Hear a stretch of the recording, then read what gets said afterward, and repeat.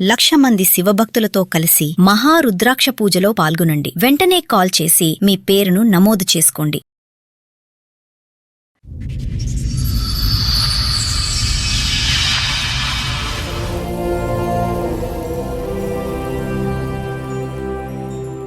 పెళ్ళైన రోజే వాళ్ళు ఎంక్వైరీ చేస్తే అమ్మాయి జీవితం నాశనం అయిపోయింది, అబ్బాయి బ్రోకర్, అమ్మాయిలు బిజినెస్ చేస్తాడని చెప్పారు. పెళ్ళైన 3వ రోజు నుంచి ఆ అబ్బాయి పడుకోబెట్టి ఎవరో ఇద్దరిని పిలిపించి అలా చేపించేసి నాకు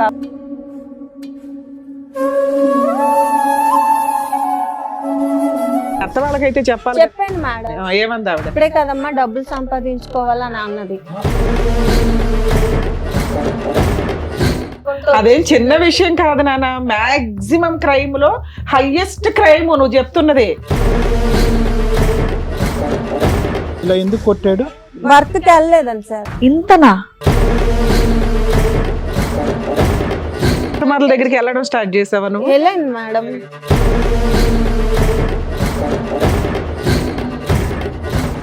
తర్వాత అతని దగ్గరికి పంపిస్తే ఎవరు పరువు తీస్తారు ఇక్కడ? మీరు ఒక క్రాక్ మనిషి వచ్చి కూర్చొని ఒక ఫేమస్ పర్సన్ గురించి మాట్లాడుతూ ఉంటే నువ్వు చెప్తున్న లిస్ట్కి మాకే కోపం వస్తుంది. వాళ్ళు దొరికితే వెళ్ళి కొట్టేసి రావాలని పోలీసులకు తెలీదా? అట్లాంటి కేసులు వదిలేస్తారు అనుకుంటున్నావా?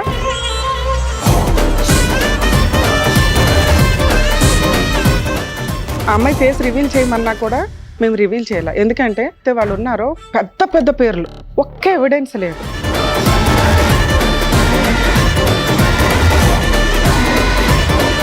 నమస్తే, సుమన్ టీవీ సమర్పిస్తున్న పద్మవ్యూహం కార్యక్రమానికి స్వాగతం.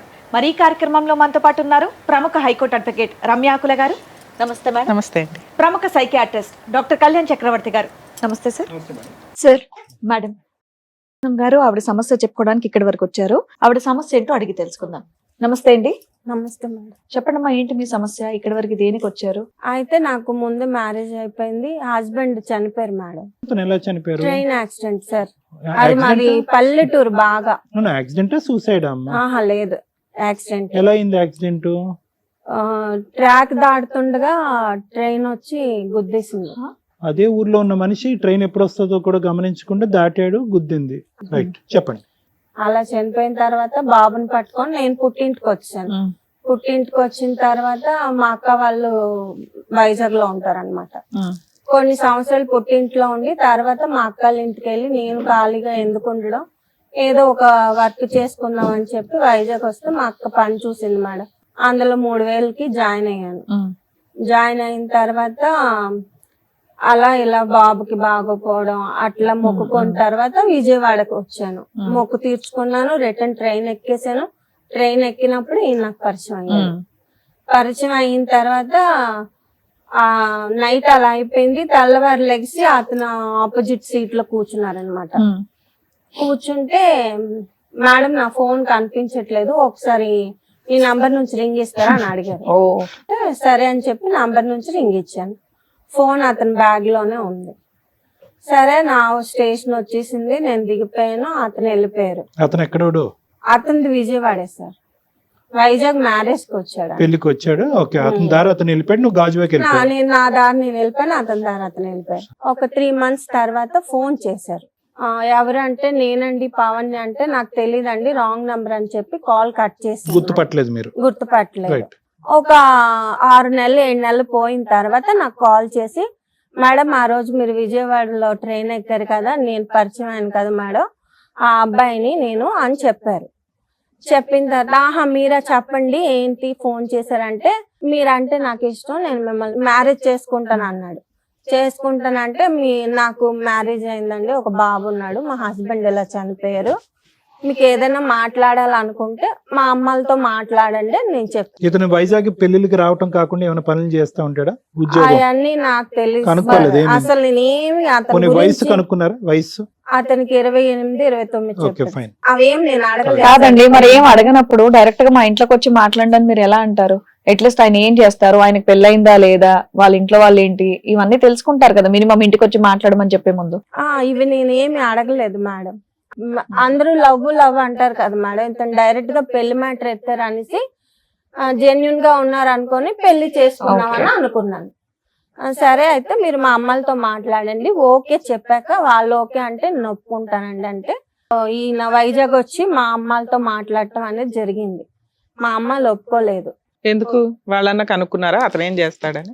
నందిగంలో మా షాప్ ఉంది, మా అన్నయ్య వాళ్ళది, అందులో సూపర్వైజర్ గా చేస్తాను, నెలకి 40,000 శాలరీ వస్తుంది అని చెప్పారు. ఏదో ఆ రోజుల్లో అలా చెప్పారు. నందిగాంలో 40,000 అంటే ఎక్కువ. మాకు పొలాలు ఉన్నాయి, ఇల్లు ఉంది, సొంత ఫ్లాట్లు ఉన్నాయి అని మా అమ్మాలకి చెప్పారు. లేదండి మేము మాకు నచ్చలేదు, మేము బ్రాహ్మణ్స్ మేడం, వాళ్ళు కుమ్మరోళ్ళు. మా అమ్మ ఒప్పుకోలేదు. ఒప్పుకోకపోతే అతను వెళ్ళిపోయారు. వెళ్ళిపోయిన తర్వాత ఇంకా మా ఇంట్లో వాళ్ళతో నేను ఫైట్ చేశాను. ఇంకా పెళ్లి చేయకుండా అలా వదిలేస్తారేంటి, ఇప్పుడైనా చేయరా అని చెప్పేసి నేను పురుగుల మందు తాగి చచ్చిపోతాను, లేదంటే పెళ్లి చేయకపోతా అని చెప్పి చాలా పెద్ద ఫైట్ చేసి ఇంట్లో వాళ్ళని మొత్తానికి ఒప్పించి అప్పుడు ఒప్పుకున్న తర్వాత మా అమ్మ మా బాబాయ్ వీళ్ళతో మాట్లాడారు. మామూలు మాట్లాడడానికి వెళ్దాం అనుకున్నాము, అక్కడ బొట్టు పెట్టించడం గట్ట అంతా జరిగిపోయింది. ఇది ఎవరు ప్రయత్నం వల్ల ఒప్పుకోవటం జరిగిందమ్మా? నా ప్రయత్నం వల్ల ఒప్పుకోవటం. ఎందుకు మీకు అంత ఇంట్రెస్ట్ వచ్చింది? ఊరికి అడుగుతున్నాను. అంటే వద్దన్నారు. ఆ అబ్బాయి అలా మాట్లాడి మ్యానిపులేట్ చేశాడు సార్. ఏమన్నాడు? ఆ మాటల్లో అమాయకత్వం గట్ట అలా కనిపించింది. ఉన్నావు, నీకు ఆయనలో అమాయకత్వం కనిపించిందా? అంటే నాకు ఆ టైంకి అలా అనిపించింది మేడం. అది టైం బ్యాడ్. మీ అమ్మ వాళ్ళు అంత ఎంక్వైరీ చేసి అబ్బాయి మంచోడు మా కాదు అమ్మ అన్నారు కదా. అంత ఎడ్యుకేషన్ పర్సన్ కాదు మేడం, పల్లెటూరు. వాళ్ళు ఎడ్యుకేటెడ్ కాదు, ఏమీ తెలియదు, కానీ కోటేశ్వరుడు 40,000 సంపాదిస్తాడు. సెకండ్ మ్యారేజ్ అయిన పిల్లకి ఇవ్వడానికి ఆలోచించేశారు. అయితే ఒక్క నిమిషం అమ్మా, అక్కడికంటే ముందు ఏమనుకోవద్దు. చెప్పండి. ట్రైన్ లో ఎదురు కూర్చుని ఏం మాట్లాడుకున్నారమ్మా? ఆల్మోస్ట్ ఒక అదే ఎక్కడ ఏంటి అంటే మాది ఇలా వైజాగ్ అండి, మా అబ్బాయికి బాగాలేదు, అబ్బాయి ఉన్నాడని అప్పుడే తెలుసు అతనికి. అప్పుడే తెలుసు. ఇప్పుడు నువ్వు లేటెస్ట్ గా ఏం చెప్పలేదు. మీ ఆయన ఏం చేస్తాడు అని అడగలేదు అతను? అప్పుడు అడిగారు, చనిపోయారు అని చెప్పాను. సో నీ వైపు ప్రాపర్ ఇన్ఫర్మేషన్ ఇచ్చేసావు. అతనికి కాస్త ఈ అమ్మాయిని వదిలేద్దాం అనిపించింది, ఏదో వచ్చాడు. సైడ్ ఏమి అడగలేదు నువ్వు? నేను అవన్నీ పట్టించుకోలేదు. నీ పెళ్లి అయిందా అని అడిగారా? ఏం చేస్తామని అడుగుతారు? అవన్నీ నేను అడగలేదు. బయట వాళ్ళు ఎవరో ఒకరు మీ డీటెయిల్స్ అడిగితే చెప్పేస్తారండి అలాగా? క్యాజువల్ గా అడుగుతున్నారు కదా అని చెప్పాను. చూడమ్మా, నీ గురించి మొత్తం వాకప్ చేసుకుని అన్ని ఇన్ఫర్మేషన్ రాబట్టుకుని వెంటనే కాల్ కలిపితే కరెక్ట్ కాదని చెప్పుకుని ఈ మధ్యకాలంలో 4 అమ్మాయిలను ట్రై చేసి అవి కూడా వర్కౌట్ అవ్వకపోయినప్పటికీ నిన్న లిస్ట్ ఆఫ్ నెంబర్స్ ఉన్నాయి చూడు. చాలా సార్లు జోబులో పెట్టుకుని ఉంటాడు ఫోన్ అతను, అందరినీ చేయమని ఉంటాడు. సో ఒక్కొక్క నెంబరు డిలీట్ చేసుకుంటూ పైకి వచ్చి నువ్వు 3 నెలల తర్వాత దొరికావు. నువ్వు లేటెస్ట్గా అప్పుడు అప్డేట్ చెప్తున్నాను అని అంటున్నావు, కానీ వాస్తవానికి అంటే వేర్ ఐఎమ్ కమింగ్ ఫ్రమ్ అంటే నీ గురించి అప్డేట్ అనేటటువంటిది అతనికి ట్రైన్లోనే తెలిసిందని చెప్పడం గురించి నా ఉద్దేశం. ఇప్పుడు నాకు ఆల్రెడీ పెళ్ళి అయ్యిందని ఫోన్ ఎత్తి నువ్వు చెప్పాను అని అన్నావు చూడు ఇందాక, అది అది అది ఉత్తమాట. మా దగ్గరికి ఏదో చెప్తున్నావు, ఫోన్ ఎత్తగానే నాకు ఆల్రెడీ పెళ్ళి అయింది, నాకు కొడుకున్నాడు అంటే అప్పుడు కూడా నేను చెప్పాను సార్. మళ్ళీ ఇంకోసారి చెప్పావు? మళ్ళీ ఇంకొకసారి చెప్పాను, నేను రిపీటెడ్ గా చెప్పాను అనమాట. అది పెళ్లి చెప్పాడు కదా, నాకు మ్యారేజ్ అయింది, మీ ఇంట్లో వాళ్ళు ఒప్పుకుంటారా అని చెప్పి నేను చెప్పాను. మేడం అరేంజ్డ్ మ్యారేజ్ అయినా ఎక్కడ జరిగింది? ఎంత మంది వచ్చారు? హోటల్లో జరిగింది మేడం. మా తరపున మా చుట్టాలు వాళ్ళు ఒప్పుకోలేదు. నేను, మా అక్క ఆయన, మా పెద్దనాన్నగారు, 10 మంది, ఒక 20 మెంబర్స్. అమ్మగారు రాలేదు? అమ్మ అందరూ వచ్చారు. అతని తరపున ఆల్ ఫ్యామిలీ మొత్తం వచ్చారు మేడం. పెళ్లి ఖర్చులు అవన్నీ ఎవరు పెట్టుకున్నారు ఇక్కడ విజయవాడలో? వాళ్ళే పెట్టుకున్నారు మేడం. సరే, తర్వాత కాపురానికి వెళ్ళావా? వెళ్ళాను మేడం. ఎప్పటిదాకా కాపురం చేశారు? నాకు పెళ్ళైన రోజే ఆ హోటల్ చుట్టాలు ఒకళ్ళు ఎంక్వైరీ చేస్తే ఇలా అమ్మాయి జీవితం నాశనం అయిపోయింది, ఆ అబ్బాయి మంచోడు కాదు, ఆ అబ్బాయి బ్రోకర్, అమ్మాయిలు బిజినెస్ చేస్తాడని చెప్పి అప్పటికే నా మెడలో తాళి పడిపోయింది మరి. ఎవరో కిట్టిన వాళ్ళు చెప్పారేమో అనుకున్నాం. ఒక్కళ్ళేనా మీకు అన్నదమ్ములు, అక్క చెల్లెళ్ళు? ముగ్గురు మా అమ్మ కూతుర్లే. నేను మిడిల్, మా చెల్లి లాస్ట్, మా అక్క. అమ్మ పెళ్లికి ముందు ఒక ఆడపిల్ల జీవితం ఆల్రెడీ ఒకసారి అంటే చెప్తున్నానమ్మా, మనం ఎక్కడో పురాతన కాలంలో లేము, లేటెస్ట్ అడ్వాన్స్ సొసైటీలోనే ఉన్నాము. నీ పెళ్లి కూడా 9 సంవత్సరాల క్రితమే అయ్యింది. నువ్వు కనుక్కున్నటువంటి వివరాలు మీ తల్లిదండ్రులకి తెలిసిన తర్వాత, మీ అమ్మగారికి తెలిసిన తర్వాత, నాన్నగారు లేరమ్మా? అమ్మగారు ఒకటే. మరి ఏదో ఒకటి నందిగామ ఆ షాపుకి ఫోన్ చేయటమో చెప్తున్నాను, ఆ సూపర్వైజర్ అనే పాత్ర ఉందా లేదా అనేది కనుక్కోవటం, ముందు వెనకాతల ఆస్తులు అనేది ఏమీ ఎంక్వైరీ చేయలేదమ్మా. జస్ట్ ఇక్కడ కట్ చేస్తే మళ్ళీ పెళ్ళేనా? వెళ్ళాం మేము వాళ్ళ ఇంటికి వెళ్ళాము. వెళ్ళారా? వెళ్ళాము. నైస్. వెళ్ళిన అదే వాళ్ళ సొంత ఇంటికి అక్క వాళ్ళ కొడుకు ఇంటికి తీసుకెళ్లారు. అతనిది షాప్. ఓకే. వాళ్ళు కూడా అదే చెప్పారు, మా పని చేస్తున్నాడు ఇక్కడ? సూపర్వైజర్ గా చేస్తున్నారండి. 40,000 జీతం. కౌలూరులో ఇల్లు చూపించారు, వాళ్ళ పొలాలు చూపించారు, అవన్నీ రైట్. చూపించారు. Okay, good good good. Marriage హాల్లోనే మ్యారేజ్ అవ్వగానే మీకు చెప్పారు కదమ్మా ఈ అబ్బాయి బిజినెస్ చేస్తాడు అని, మీరు అడిగారా అతన్ని? లేదు మేడం, అప్పుడు పెళ్లి హడావుడిలో ఉన్నాం కాబట్టి తర్వాత నెక్స్ట్ రోజు ఇంకో నెక్స్ట్ రోజు ఎప్పుడైనా అడిగావా సరదాగా అయినా? గిట్టని వాళ్ళు చెప్పారు అనుకో, నేను అంత పెద్దగా పట్టించుకోలేదు. ఏది ఆ చిన్న విషయం అది నీ దృష్టిలో అప్పట్లో? లేదు మేడం, నేను పెద్దగా పట్టించుకోలేదు. అంటే నాకు అంత మెచ్యూరిటీ. ఎన్ని రోజులు హ్యాపీగా ఉన్నారు? ఎంతకాలం హ్యాపీగా ఉన్నారు మీరు? ఒక 3 నెలలు. తర్వాత ఏమైంది? తర్వాత అత్త వాళ్ళ ఇంటి నుంచి బయటకు వచ్చాం మేడం. 3 నెలలు అత్తగారి ఇంట్లో ఉన్నారు. మళ్ళీ ప్రెగ్నెన్సీ గానీ అట్లా ఏమైనా వచ్చిందా? లేదు మేడం. ఓకే. అయితే మేము బయటకు వచ్చి అపార్ట్మెంట్ రెంట్ తీసుకుంటే మా అమ్మగారు సామాన్లు అన్ని కొనుక్కోవడానికి. అత్తగారింట్లో ఉన్నారుగా, బయటికి ఎందుకు వచ్చారు? నేను అక్కడే ఉందాము, సొంత ఇల్లు ఎందుకు ఎక్కడికి వెళ్ళి రెంట్ కట్టుకోవడం అని అంటే, అప్పటికి వాళ్ళ అమ్మకి చిన్న సాంబార్ విషయం తక్కువ అయిందని కూడా ఈదులో పెట్టేశారు సార్. అప్పటికే గొడవ అయింది. నేను పెళ్ళైన 3వ రోజు నుంచి ఆ అబ్బాయి పెద్దగా అరవడం, వాళ్ళ అమ్మని కొట్టడం, ఈదులోకి లాగడం, వాళ్ళ అన్నయ్య అబ్బాయి మధ్యలో గొడవలు జరగడం. నీ మీదకి ఏం రాలేదు కానీ వాళ్ళ అమ్మ మీదకి అయితే వెళ్ళాడు. ఈ 3 నెలల్లో నీ మీద ఏం లేదు? నా మీదకి ఏం రాలేదు. ఉద్యోగానికి వెళ్ళేవాడు 3 నెలలు? ఇంట్లోనే ఉన్నాడు సార్. అదేంటి మీరు పనికి వెళ్ళట్లేదు, అక్కడికి వెళ్ళట్లేదు, షాపింగ్కి వెళ్ళాలి కదా వెళ్ళట్లేదు అనేసి అంటే, ఏం లేదు సార్, అసలు ఇంట్లో కూర్చొని ఫోన్ పట్టుకొని చూడటం, లేదంటే ఏమైనా తినటం, లేకపోతే టీవీ చూడటం. మళ్ళీ ఇల్లు గడవటానికి డబ్బులమ్మా? మా అత్త వాళ్ళకి పొలం ఉంది సార్, వాళ్ళు బియ్యం వేస్తారు, ఈవిడే మొత్తం మెయింటెనెన్స్ అంతా. ఇతను తిని పడుకోవటం ఇంట్లో, ఇంకేం లేదు ఇతని పని? ఏం లేదు. ఉద్యోగం అంతా గ్యాసే. అక్కడికి అది అయిపోయిన తర్వాత మేము వచ్చాము. ఇల్లు అంతా చూసుకున్నాం. మా అమ్మగారు అమౌంట్ వేస్తే ఒక 2 లక్షలు మొత్తం సామాన్లు అన్ని కొనుక్కొని. మీ అమ్మగారి దగ్గర 2 లక్షలు ఉన్నాయా వేయడానికి? రోజులు గడుస్తున్నాయి, నెలలు గడుస్తున్నాయి, ఫోన్లు వస్తే మాట్లాడుతున్నాడు, ఇచ్చేస్తున్నాడు తప్ప ఎక్కడ అస్సలు ఇల్లు కదలట్లేదు. సో దీన్ని బట్టి ఆ బ్రోకర్ బిజినెస్ కూడా లేనట్టేగా? అది ఉంటే కనుక దాన్ని బట్టి బిజీగా లేదు సార్, ఫోన్ లో మొత్తం జరిగిపోతుంది అంతా. అంటే నాకు డౌట్ రాకుండా మెయింటెనెన్స్ చేసుకొని వచ్చారు. అయితే ఒక రోజు నేను ఫోన్ ఎత్తడం జరిగింది, అమ్మాయిలు ఉన్నారా, రేట్ ఎంత, ఇవన్నీ మాట్లాడుతున్నారు. సరే మీరు ఎవరనుకొని ఎవరికి ఫోన్ చేసారో, ఎవరితో మాట్లాడుతున్నారా? నేను ఆ రోజు చాలా పెద్ద గొడవ ఆడాను మేడం. నీకెందుకు అని చెప్పి చాలా పెద్ద గొడవ చేసి నాకు ఇక్కడ కండ మీద ఇంత ముక్క పీకేశాడు. మొత్తం ఆ ఫ్యామిలీ అందరికి వీడియో కాల్ చేసి చూపించాను.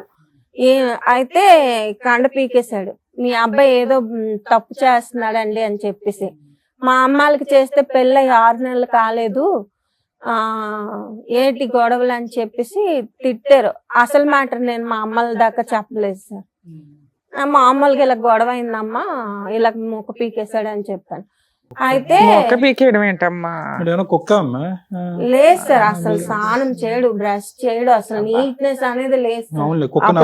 మొక్క పీకేసిన వీడియోలు ఏమైనా ఉన్నాయా, ఫోటోలు గానీ? ఆ కొట్టిన డబ్బులు ఉన్నాయి మేడం, ఆ ఫోన్ మొత్తం పగలు కొట్టేసాడు, అవేం లేవు.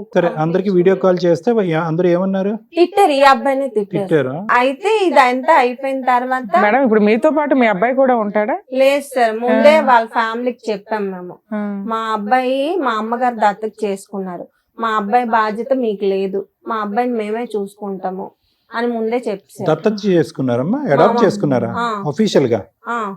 ఎవరు, మీ అమ్మగారు వాళ్ళు? అవును సార్. సరే, నా అత్తగారి ఇంటికి వెళ్ళిన తర్వాత అసలు ఎప్పటిదాకా కలుస్తున్నారు మీరు మీ హస్బెండ్? 5 years కలుసున్నాము, విడిపోయి 5 years. ఆ 5 years లో ఏం జరిగిందో కొంచెం బ్రీఫ్ గా చెప్పండి. నాకు కొంచెం ఆస్మా ప్రాబ్లం ఉంది, టాబ్లెట్స్ అవన్నీ ఇచ్చి, ఏవో మత్తు టానిక్లు అవన్నీ ఇచ్చి నన్ను పడుకోబెట్టి ఎవరో ఇద్దరిని పిలిపించి అలా చేపించేసి నాకు ఆ వీడియో మొత్తం తీసి చూపించాడు మేడం. మీకు తెలియకుండా ఇలా చేస్తాడు? అవును మేడం. చెయ్యి కొరికేస్తేనే వెళ్ళి తోలు తీసేసావు మీ అత్తగారి దగ్గరికి వెళ్ళి పరువు తీసి. మరి ఇంత సీన్ జరిగినప్పుడు వెళ్ళావా? వెళ్ళాను మేడం. ఏమన్నారు? వెళ్ళి గొడవ ఆడేసి నేను పుట్టింటికి వెళ్ళిపోయాను. నీ దగ్గరికి రాను, ఇలా చేస్తున్నావు అని చెప్పి. కాకపోతే ఈ మ్యాటర్ మా అమ్మకి చెప్పలేదు. నువ్వు అసలు ఏం చెప్పవాలి మీ అమ్మ వాళ్ళకి? మంచిదాను గానీ మీ అత్త వాళ్ళకైతే చెప్పాలి కదా ఎంత పరువుతో పని చెప్పాను చేశారని. మేడం. ఏమంది ఆవిడ? ఆవిడ ఏంటన్నదంటే ఇప్పుడే కదమ్మా డబ్బులు సంపాదించుకోవాలని అన్నది. అప్పుడు ఆవిడ క్యారెక్టర్ అనేది నాకు అర్థమైంది. అందరూ బిజినెస్ ఫ్యామిలీ అంతా ఇంతేనా అని చెప్పి ఫ్యామిలీ బిజినెస్ అలిగి వెళ్ళిపోయావు. అలాగే నేను పుట్టింటికి వెళ్ళిపోయాను మేడం. ఒక 6 నెలలు 8 నెలల వరకు నేను రాలేదు. ఓకే. ఏ కేసులు వేయలా? ఏ కేసు మీ అక్కకి గాని మీ చెల్లికి గాని మీ అమ్మకి గాని ఎవరికి చెప్పలా? చెప్పలేదు మేడం. ఎందుకంటే పెళ్ళయి సంవత్సరం కూడా నిండలేదు. ఏ నీ బొంద? మా అక్క ఏం మాట్లాడుతున్నావు నువ్వు? మా అక్క ఎవరో మత్తు మంది ఇచ్చి మీ ఆయన ఇద్దరు వచ్చి రేప్ చేసిపోతే పెళ్ళై సంవత్సరమే అయింది, ఈ విషయం బయట పెడితే ఏం బాగుంటదని కూర్చున్నావా? అవును మేడం. మా అక్క నీకేమైనా జీవితం క్రాక్ బాలేదు. ఉందా? మా అక్క జీవితం బాగాలేదు మేడం. మా చెల్లి జీవితం అంతంత మాత్రం. మొన్నే పెళ్లి చేసాము, అంత కట్నం ఇచ్చాము, అందరినీ వద్దనుకొని పెళ్లి చేసాము. ఇప్పుడు మళ్ళీ మొగుడు దగ్గర సంవత్సరం లేకుండా అదేం చిన్న విషయం కాదు నాన్న. మాక్సిమం క్రైమ్ లో హైయెస్ట్ క్రైమ్ నువ్వు చెప్తున్నది. చిన్న విషయం లాగా చెప్తున్నావేంటి? సరే ఓకే, తర్వాత మనం అప్పుడైనా వదిలేసావా? వాడిని వదలలేదా? లేదు మేడం. మళ్ళీ ఏమ్మా అప్పుడైనా మీరేం చిన్నపిల్ల కాదు కదమ్మా. 13 ఏళ్ళకో 14 ఏళ్ళకో అలా చేశారంటే నాకు తెలియదంటే ఏమన్నా నమ్ముతాం కానీ అప్పటికి మీకు 25 ఏళ్ళు. ఎవరికి చెప్పాలి? మళ్ళీ వచ్చిందంట కాపురానికి. ఎందుకెళ్ళో మళ్ళీ 1 ఇయర్ తర్వాత కాపురానికి తీసుకెళ్లాడు మేడం. అంటే ఇలాంటివి నేను చేయించిన మొత్తం అన్ని డిలీట్ చేసేస్తానని చెప్పితేనే నేను నమ్మేసి అప్పుడే వెళ్ళిపోయావు. నమ్మేసి వెళ్ళిపోయాను మేడం. 1 ఇయర్ తర్వాత. ఓకే అమ్మా. 1 ఇయర్ తర్వాత అయితే అదంతా డిలీట్ నీ దృష్టిలో. డిలీట్ చేసాను అని చెప్పాను నీ మేడం. క్యారెక్టర్ విషయంలో కూడా డిలీట్ పర్వాలా, పోనీలే 1 ఇయర్ అయిపోయింది కదా. లేదు మేడం. చేసావు అంటే నేను మా అమ్మని దృష్టిలో పెట్టుకొని మళ్ళీ కాపురానికి వెళ్ళడం అనేది జరిగింది. ఈ అబ్బాయి మరీ చెప్పాడు దేవుడి మీద అన్నిటి మీద ఓట్లేదు. సరే ఏంటమ్మా, బానే ఉన్నావా? ఆ 3 ఇయర్స్ బానే ఉన్నావా? పోనీ లేదు మేడం. అక్కడి నుంచి అసలు కదా స్టార్ట్. చెప్పు అసలు కాదు చెప్పు. నన్ను ఊరికే కొట్టడం, కస్టమర్ల దగ్గరికి వెళ్ళకపోతే టార్చర్ పెట్టడం, అతనికి నచ్చినట్టు రెడీ అయ్యడం, అన్ని అతనికి కస్టమర్ల దగ్గరికి వెళ్ళడం స్టార్ట్ చేసావా నువ్వు? అట్లా అలాగా వెళ్ళావా? వెళ్ళాను మేడం. Very good. Key issue. Okay, నువ్వు ఇక్కడ పరిగెట్టవలసినటువంటి అవసరం లేదు. ఎక్కడైతే పరిగెట్టాలో అక్కడ పరిగెట్టలేదు. నిన్ను ఎవరు ఒత్తిడి చేశారమ్మా? నిన్ను అంటే నీ క్యారెక్టర్ ఒకసారి మత్తుతో జరిగినటువంటి అంశానికి ఎంతో చితికిపోయి ఎంతో బాధపడిపోయి అక్క జీవితాన్ని, చెల్లి జీవితాన్ని, అమ్మ పరువుని కాపాడాలి అనే ఉద్దేశంతో వాళ్ళు వృత్తి ధర్మంగా భావించేటటువంటి వృత్తిలోకి నువ్వు ఇన్వాల్వ్ అయిపోయావా? అవును సార్. ఎందుకు? ఇప్పుడు అవును సార్ ఏమైనా అంటే? నాకు జరిగింది తెలిస్తే మా అమ్మగారు బతకరు సార్. ఇప్పుడు వాళ్ళిద్దరు జీవితాలు సరిగ్గా లేవు, నా జీవితం కూడా సరిగ్గా లేదని తెలిస్తే మా అమ్మగారు ఏటైపోతారని దాని దృష్టిలో పెట్టుకొని మళ్ళీ కాపురానికి వెళ్ళడం అమ్మ దేని జరిగింది. గురించి బాధపడతాదమ్మా? నాకున్నటువంటి ఒక సొంత కూతురు, ఎంతో అల్లారు ముద్దుగా పెంచినటువంటి కూతురు ఈ డాష్ వృత్తిలోకి వెళ్ళిపోయింది అనేటటువంటి పెద్ద అంశమా? లేదంటే నా మొగుడు ఇలా చేశాడు కాబట్టి నా జీవితం ఇలా పాడైందనే చెప్పేటటువంటి అంశం మీ అమ్మగారికి పెద్ద అంశం అవుతుందా? ఈ రెండిట్లో ఏది పెద్ద ఇష్యూ? ఏది పెద్ద ఇష్యూ? ఇంకేం వినక్కర్లేదు నీ కదా. నీ వ్యక్తిత్వం ఏంటి, నీ ఆలోచన ఏంటన్నది నాకు అర్థమైపోయింది. ఈ రెండిట్లో ఏ తల్లి గుండె ఎప్పుడు పగులుతుంది? ఈ విషయం తెలిసినప్పుడు పగిలిపోతుంది. నువ్వు కావాలని చేస్తే ఆవిడ గుండె పగులుతుందమ్మా. మీ ఆయన బలవంతంగా చేస్తున్నాడంటే వెళ్ళి మీ అమ్మకి చెప్పుకోవాలి కదా నువ్వు ఆ విషయం అంటున్నావు. నేను మొగ్గు చెప్పినట్టు వింటావా, అమ్మ చెప్పినట్టు వింటావా? అమ్మ నువ్వు చెప్పాలి కదా, ఇన్ని షేర్ చేసుకున్నా. వాళ్ళ కష్టాలు ఉన్నాయని అక్కనే చెల్లిని కూడా దింపావా? చీచి చూసావా, దీనికోసం మాట్లాడా. చీచి అని అనిపించింది కదా, చీచి అని మీ అమ్మకు కూడా అనిపించి వాడు తోలు తీసేసేది. ఏంటి అంత కూల్ గా మాట్లాడుతున్నావు? ఎంతకాలం నేను ఉన్నారు? కూల్ గా మాట్లాడలేదు మేడం. 5 ఇయర్స్ నుంచి ఫైట్ చేస్తున్నాను. ఏం ఫైట్ చేస్తున్నావు? 3 ఇయర్స్ అయితే కస్టమర్స్ దగ్గరికి వెళ్ళావు, సంపాదన ఏం చేసావు? అవును మేడం, మీరు నేను వెళ్ళింది చూస్తున్నారు కానీ నేను ఎందుకు వెళ్ళాల్సి అరే వచ్చిందో వెళ్ళకూడదని మేము చెప్తున్నాం. ఎందుకు వెళ్ళామని కాదు, వెళ్ళకూడదని చెప్తున్నాం. వెళ్ళకూడదంటే ఆ వీడియో పబ్లిక్ చేస్తాను అంటున్నాడు మేడం. డిలీట్ చేశాడు, డిలీట్ చేస్తేనే వెళ్తున్నాను అన్నావు కదా. నీ కంఫర్ట్ జోన్, నువ్వు అన్ని ఎట్లా డోర్లు క్లోజ్ చేసి నీ కంఫర్ట్ గా ఏది కావాలో అది చెప్తున్నావు. ఓకే పర్లా. ఒక స్త్రీకి జరగకూడని అన్యాయం నీకైతే జరిగింది. నీ పాత్ర ఎంత ఉంది, మీ ఇంట్లో వాళ్ళ పాత్ర ఎంత ఉందో, అబ్బాయి పాత్ర ఎంత ఉందో పక్కన పెడితే ఎక్కడో ఒకటి నువ్వు రియలైజ్ అవుతావు కదా. 3 ఇయర్స్ కి అయితే రియలైజ్ అయ్యావు. ఈ 3 ఇయర్స్ లో సంపాదించిన సంపాదన ఏం చేసావు? అతనికి ఇచ్చాను మేడం. ఇల్లు కొనుక్కున్నాడు, కార్ కొనుక్కున్నాడు, అన్ని కొనుక్కున్నాడు మేడం. సరే లాస్ట్ లో ఎట్లా మా అబ్బాయికి 200 ఇస్తానన్న చేతిలో రూపాయి కూడా ఇవ్వలేదు. అదే ఇంకా నాకు ఓపిక చచ్చి నేను ఇంకా చేయలేను, నాకు ఓపిక లేదు, ఇప్పటికే నా ఆరోగ్యం క్షీణించిపోయింది, నేను ఇంకా చేయలేనంటే నువ్వు చేస్తేనే నా కొంపలో ఉండు, చేయకపోతే వెళ్ళిపో. నిన్నేనా ఇలా ఇప్పుడే అట్లా బట్టలు బిజినెస్ కోసం చాలా మంది అమ్మాయిలు మోసం చేసి పెళ్లిళ్ళు చేసుకున్నాడా? అతనికి ముందు పెళ్లి అవ్వలేదని చెప్పాడు నాకు. అతనికి పెళ్లిళ్ళు ఎందుకమ్మా? పెళ్లిళ్ళు అవసరం లేదు. బిజినెస్ చేస్తావు అనుకుంటే అమ్మాయిలు నీతో కూడా అలాగే చేయించవచ్చు కదా, పెళ్లి ఎందుకు చేసుకున్నాడు? ఆ అమ్మాయి చెప్పింది, ఆ అబ్బాయి ఇది వరకు బిజినెస్ చేసేవాడు, ఆ అబ్బాయికి నువ్వెలా పెళ్లి చేసుకున్నావమ్మా అనేసి అంటే, అంతా అయిపోయిన తర్వాత చెప్పితే ఏం లాభం మేడం, మొత్తం జరగాల్సిన నష్టం అంతా నాకు జరిగిపోయింది. అరే ముందు చెప్పారు, ఎంక్వైరీ చేసుకోవాలి, ఆ పెళ్లి రోజు చెప్పారు, తర్వాత 3 నెలలు నీ లైఫ్ బాగానే ఉంది. ముందు 3 కదమ్మా, నెలలు, అప్పుడే ముందు కదా 6 నెలల ఎంక్వైరీ వరకు చేసుకోవాలా? బానే ఉంది మేడం. అత్తయ్య వాళ్ళ ఇంట్లో ఉన్నప్పుడు బానే ఉంది, బయట 3 నెలల తర్వాత బానే ఉంది. అక్కడ నుంచి నాకు ప్రాబ్లమ్స్ అనేవి స్టార్ట్. సరే నువ్వు తప్పించుకొని బయటకు వచ్చేసావు, ఊరుకున్నాడా? మంచి కస్టమర్ వెళ్ళిపోయినట్టే లెక్క కదా ఆయనకి, ఊరుకున్నాడా? లేదు మేడం. తర్వాత అతని దగ్గరికి పంపిస్తే అతనితో నేను గొడవ అదే లాస్ట్ గొడవ మాకు. అతను నన్ను కొట్టి టార్చర్ పెట్టాడు. ఆ వీడియో కూడా నా దగ్గర ఉంది మేడం. అది ఆయన మొత్తం నా ఫోన్ ఆ రోజు లాక్కొని కిందకేసి చెత్త కొట్టి, అది ఎరగలేదని సుత్తితో పెట్టి మరి కొట్టి ముక్కలు చేసి నా ప్రూఫ్స్ ప్రతి ఉండి మేడం.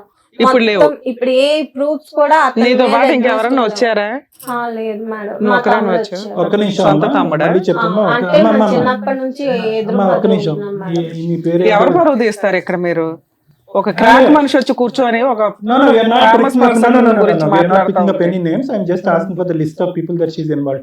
అమ్మ, ఇలాంటి పెద్ద మనుషుల్లో ఎవరైతే ఎవరి పేర్లు తీయట్లేదు, ఆ మాత్రం కామన్ సెన్స్ మనకు ఎవరి పేర్లు తీయట్లేదు, ఇంకా పెద్ద పెద్ద మనుషులు ఎవరైనా ఉన్నారా నీ లిస్ట్ లో? లేరు సార్. ఇతను ఒక్కడే. ఉన్నదే చెప్పాను. అతను ఒక్కడే. అతను ఒకడే.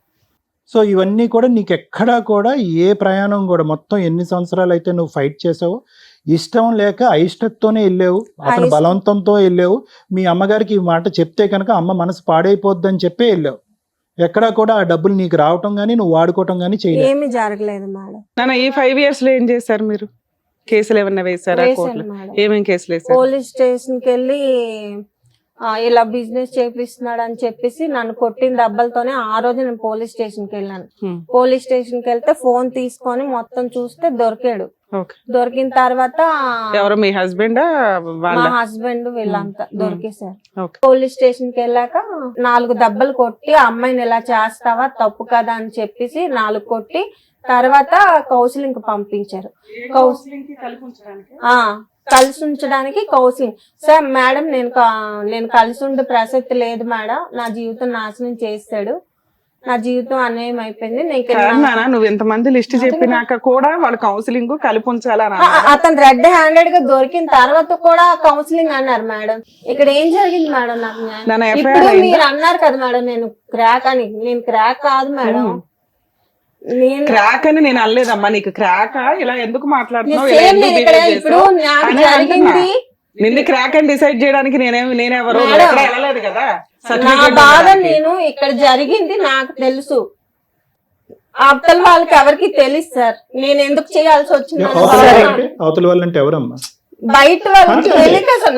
నా బాధ నేను బయట వాళ్ళకి నీ గురించి ఎందుకు తెలియాలి నాన్న? మాట్లాడవలసినప్పుడు మాట్లాడలేదు, చెప్పుకోవలసిన మనుషులకి చెప్పుకోలేదు. మత్తు వచ్చినప్పుడు ఏదైతే పని చేసావో, మత్తు లేనప్పుడు కూడా 5 సంవత్సరాల పాటు ఆ పని చేసినప్పుడు 100 మంది కూడా ఇదే మాట అంటారు. ఎవరిని తప్పు పట్టక్కర్లేదు. నువ్వు అనుభవించింది నీ దగ్గర ఒక ఎవిడెన్స్ లేదు, ఒక కేసు ఎఫ్ఐఆర్ అవ్వలేదు. ఇన్ని చెప్తున్నారమ్మా. మీ హస్బెండ్ మిమ్మల్ని కొట్టినట్లు ఉంటదే తప్ప ఇప్పుడు నువ్వు చూపించేవన్నీ. పోలీసులకి అంత బుద్ధి లేదు అనుకున్నావా? నువ్వు చెప్తున్న లిస్ట్ కి మాకే కోపం వస్తుంది. అరే అట్లాంటి వాళ్ళు దొరికితే వెళ్ళి కొట్టేసి రావాలని. నువ్వు వచ్చి మేడం మమ్మల్ని అర్థం చేసుకోరు ఏంటండి అని మాట్లాడుతున్నావు. పోలీసులకు తెలియదా అట్లాంటి కేసులు వదిలేస్తారు అనుకుంటున్నావా?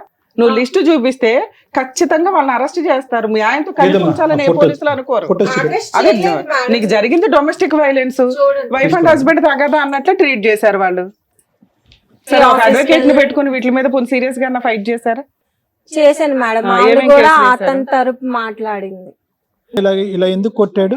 వర్క్ కి వెళ్ళలేదని సార్. వర్క్ వెళ్ళలేదని ఇలా కొట్టాడు. ఇంతనా? ఎంత దారుణంగా ఒకసారి కొట్టారు. మొత్తం ఫోటోలు చూడండి సార్, ఇవి మొత్తం అన్ని కమిలిపోయి. ఇలా ఎన్నిసార్లు జరిగిందమ్మా? ఇంత చాలా సార్లు అంటే వెళ్ళినప్పుడల్లా ఈ వాయింపు. అలాగే ఆ డబ్బులకు భయపడి మా పుట్టింటికి వెళ్ళిపోయి అక్కడే ఒక 6 నెలలు 7 నెలలు ఉండేసి మళ్ళీ వచ్చేదాన్ని. మళ్ళీ సేమ్ రిపీట్. నేను వెళ్ళంటే అలా కొట్టాను. పెళ్లి ఫోటో సార్. అయ్యే బాబోయ్. అంతలానా కొట్టటం? అక్క సో వాళ్ళు ఈ కొట్టిన పంపడం ఫోటోలు వల్ల- ఇవన్నీ ఆ, ఇవి చాలా సందర్భాల్లో జరిగినాయి, కానీ ఒక సందర్భంలోనే నువ్వు ఫోటోలు తీసుకుని ఇందులో పెట్టావు. అంటే నేను మా అక్క వాళ్ళకి పంపడం జరిగింది సార్. నా కాడ ఫోన్ లేదు కదా అప్పుడు, అవి పంపడం జరిగింది. అయ్యే వాళ్ళ గూగుల్ ఐడి నుంచి తీసి నాకు ఇచ్చారు. కానీ ఎటొచ్చి ఏంటంటే ఆ ఫోటోకి అతని వీడియో కూడా ఉంది సార్ కొట్టినట్టు, ఆ రోజు కొట్టినప్పుడు వీడియో మేడం చూడండి. ఫోన్ లో కూడా మాట్లాడుతున్నా.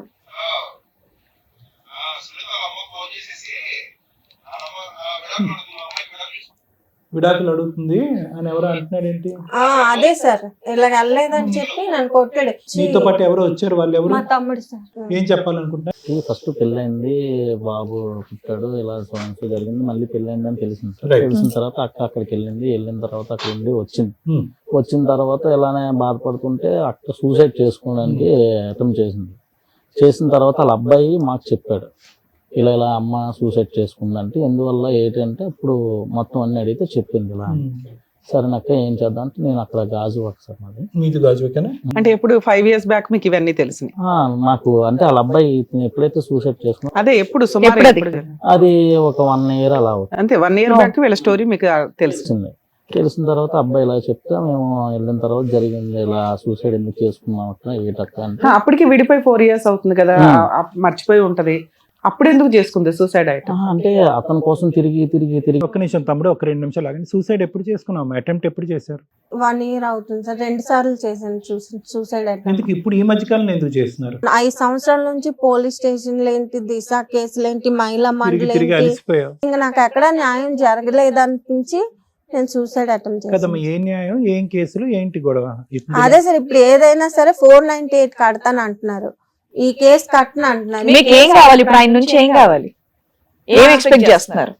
నాకు డబ్బులు మ్యాటర్ కాదు మేడం, అతనికి నాకు నా జీవితం నేను అన్యాయం అయిపోయినందుకే అతనికి శిక్ష పడాలి. శిక్ష పడాలా లేదంటే కంపెన్సేషన్ ఇవ్వాలా ఏంటి? నాకు అర్థం కాదు. Compensation- కాంపెన్సేషన్ అతనే ఇస్తాను అంటున్నారు. అంటే వీళ్ళు కట్నం కింద ఫస్ట్ పెళ్ళైనప్పుడు ఒక 5 లక్షలు, దాని తర్వాత మధ్యలో 2 లక్షలు ఆయన కారు కొనడానికి ఏదో 40,000 ఇచ్చి పెట్టారంట. అవన్నీ నేను కూడా ఫోన్ లో మాట్లాడాను సార్. అతనితో మాట్లాడితే ఏమన్నారంటే నేను ఒక 5 లక్షలు ఉన్న 1 తులం బంగారం ఇవ్వగలను, నేను అంతకన్నా ఇవ్వలేను అంటున్నాడు అతను. ఏది డైవర్స్ ఇవ్వడానికి? డైవర్స్ అడుగుతున్నా. డైవర్స్ అడుగుతున్నారు. ఇప్పటికి 5 years నుంచి మరి మీకోసం ఇలా చేశారంట కదంటే తిరిగారు, నా అమ్మాయి స్టేషన్ లో కంప్లైంట్ ఇచ్చింది, చేశారు, చెందారు అని చెప్పారు. ఇవన్నీ మీరు ఎప్పుడైనా సిట్టింగ్ కూర్చొని మాట్లాడారా ఫోన్ లో గానీ? ఫోన్ లో బిజినెస్ చేయించావా అని అడిగారా? అవన్నీ మేము అడిగితే మీరు చూసారా, చెందారా అని అడుగుతున్నారు అతను. సో అతనైతే ఒప్పుకోవట్లేదు, ఆ వ్యాపారం అది ఈ అమ్మాయి చేత చేయించినట్టు ఒప్పుకోవట్లేదు. ఒప్పుకోలేదండి. కాకపోతే ఈవిడ మెసేజ్లు చేసేది వీళ్ళతో వాళ్ళతో మాట్లాడేది అని చెప్పేసి నాకు చెప్పాడు. చెప్తే నేను అడిగాను ఆవిడ చదువుకుందా అని అడిగాను. చదువుకోలేదు అన్నాడు. అంటే ఆవిడ చదువుకోలేదని మాకు తెలుసండి.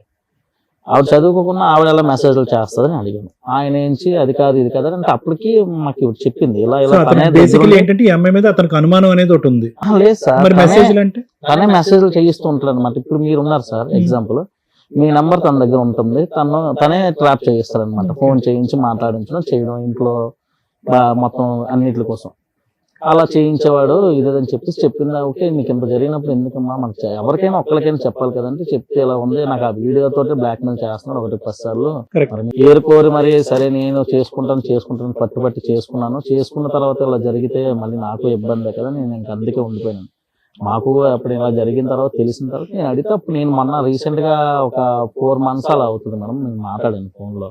ఇలా ఉందంట కదండి, ఎందుకు ఇది ఒకసారి చూసి మాట్లాడండి, ఏంటంటే తీసుకెళ్తానంటే నేను తీసుకెళ్ళొచ్చాను. ఇప్పటికి 5 years కూడా ఇక్కడే రెంట్ కి ఉండేది, ఆ పక్కనే దగ్గరలోనే ఉండేది. ఫైట్ చేసుకుని మహిళా మండలి దగ్గరికి వెళ్ళి. ఎప్పటిదాకా ఉంది విజయవాడలో? 1 year వరకు?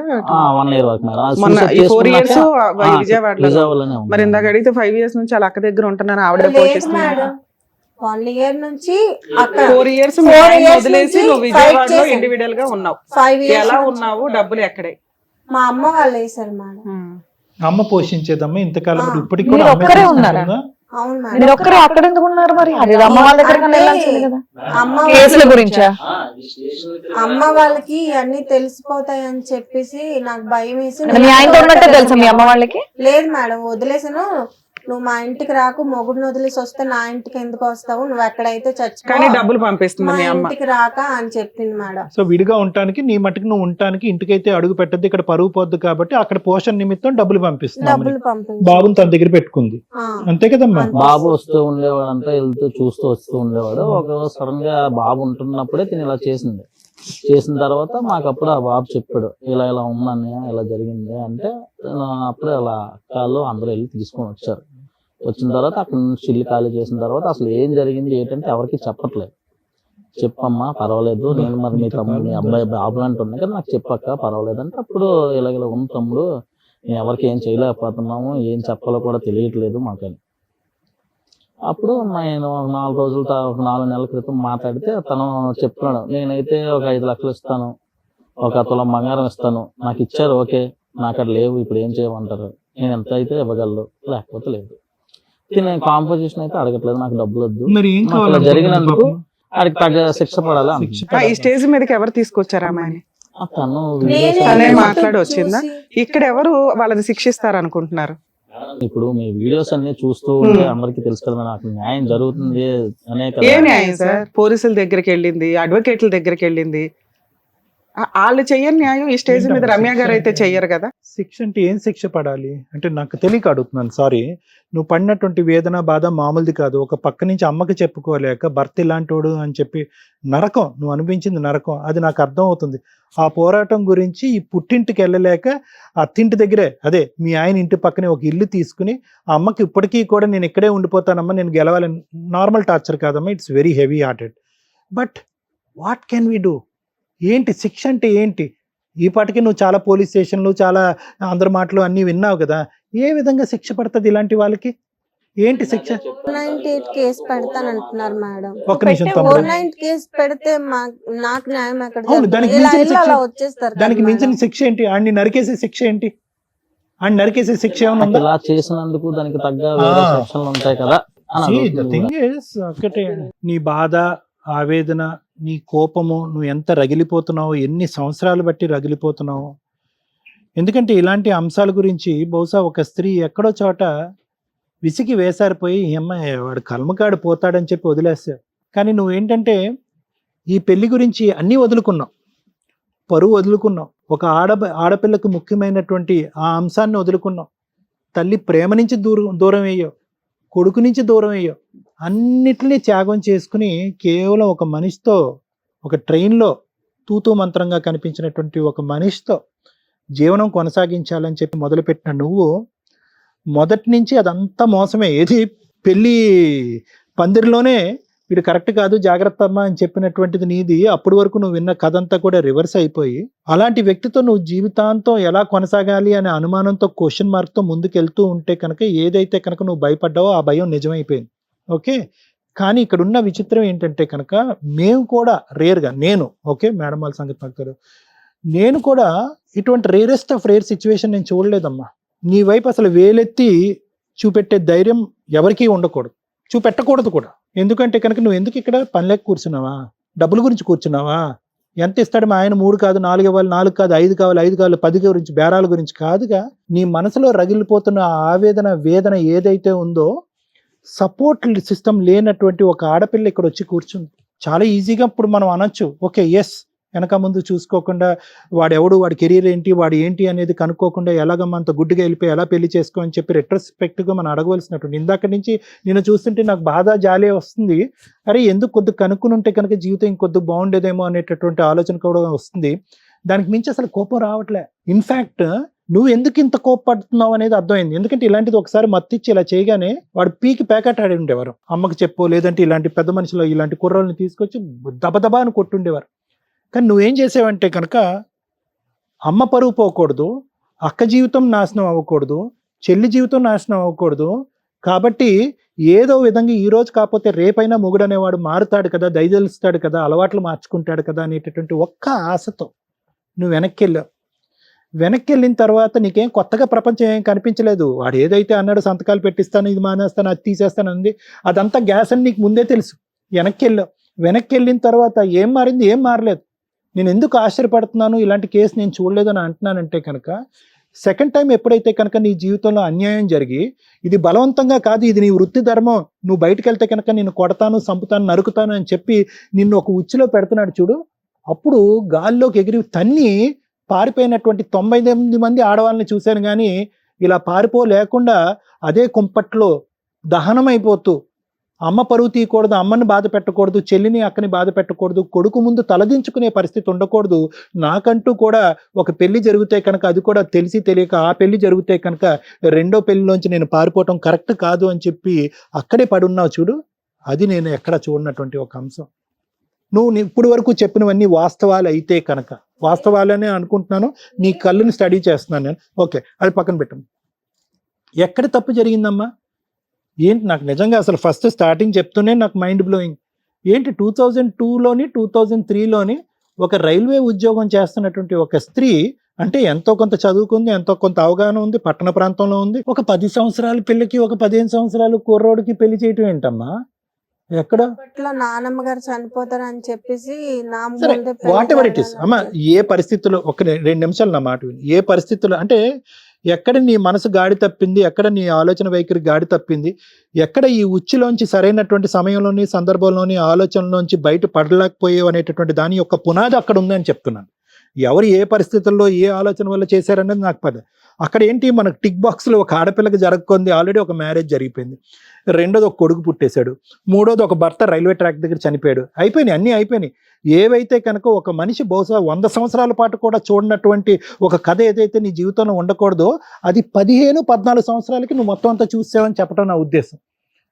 సో దాంతో ఏమైందంటే కనుక ఒక ఆడపిల్లకి ఆటోమేటిక్గా ఒక అభద్రత, అక్కడి నుంచి 10 years పాటు జర్నీ కింద మీద పడి ఏవైతే చూడకూడదో, ఏవైతే వినకూడదో తెలిసి తెలియనటువంటి వయసులో ఒక కొడుకుని ఎత్తుకుని ఆ ఊరు ప్రాంతంలో తిరిగేటప్పటికి ఈ అమ్మాయి ఏంటి ఇలా ఉంది, ఈ అమ్మాయికి మళ్ళీ పెళ్లి చేయరా, పెళ్లి చేస్తే కనుక ఉంటుంది కదా అని చెప్పి రకరకాల మాటలు వినేటప్పటికి ఎక్కడో చోట నీకు ఆ పెళ్లి అనేటటువంటి ఒక ఆశ చిగురించింది. ఇక్కడే తొందరపాటుతనం అమ్మా, ఇక్కడే తొందరపాటుతనం. ఎక్కడైతే కనుక ఏవైతే ఎంక్వైరీ చేయలేదో, అరే ఇదేంటి అన్ని బ్యాడే, అన్ని మైనస్ మార్కులే, కర్మ సిద్ధాంతం మనం నమ్ముకుంటాం కదా, ఎవరు కర్మ అనలేదు, అంతా ఆడపిల్లే. అరే ఈ అమ్మాయికి చిన్న వయసులోనే పెళ్లి అయిపోయింది, చిన్న వయసులోనే కొడుకు పుట్టేశాడు, చిన్న పైన దురదృష్టవంతరాలు కాబట్టి చిన్న వయసులోనే భర్తను కూడా పోగొట్టుకున్నాడు అనేటటువంటి సమాజంలో ఈ తొందరపాటుతనం అనేది వస్తుంది అనమాట. అర్జెంటుగా ఎమర్జెన్సీగా 100 నెంబర్కో 108 నెంబర్కో కాల్ చేసినంత స్పీడ్గా పెళ్లి చేసేయాలి అంతే. అరే ఈ అమ్మాయి వచ్చింది, ఇక్కడ కూర్చుంది, ఎవరో రైల్వే స్టేషన్లో కనిపించినటువంటి ఒక అబ్బాయితో ఒక 4 గంటల పాటు జర్నీ చేసి ఫోన్ నెంబర్లు ఎక్స్చేంజ్ చేసుకుంది, ఈ లోపల వాడు వెంటపడ్డాడు, వేధించాడు. వీడు ఎవడు అసలు వీడు పనికి వస్తాడా, పనికిరాడా? ఒకసారి ఆల్రెడీ నరక కోపంలో తోసేసినటువంటి ఈ ఆడపిల్లని మళ్ళీ ఇలాగ ఇంకోసారి నరక కోపంలో మనం తోసేయాలనేటటువంటిది ఒక్కలైనా కూడా ఇంగితంగా ఆలోచించుంటే ఈరోజు నువ్వు ఇక్కడ మాకు కూర్చోవమ్మా. అభద్రత, ఆలోచన లేకపోవటం, తొందరపాటుతనం, ఆల్రెడీ పెళ్ళయి దురదృష్టవంతరాలు అయినటువంటి ఆడపిల్ల యొక్క తలరాత మళ్ళీ ఇంకొకసారి రాసేయాలి, మనం అర్జెంటుగా రాసేసేయాలి.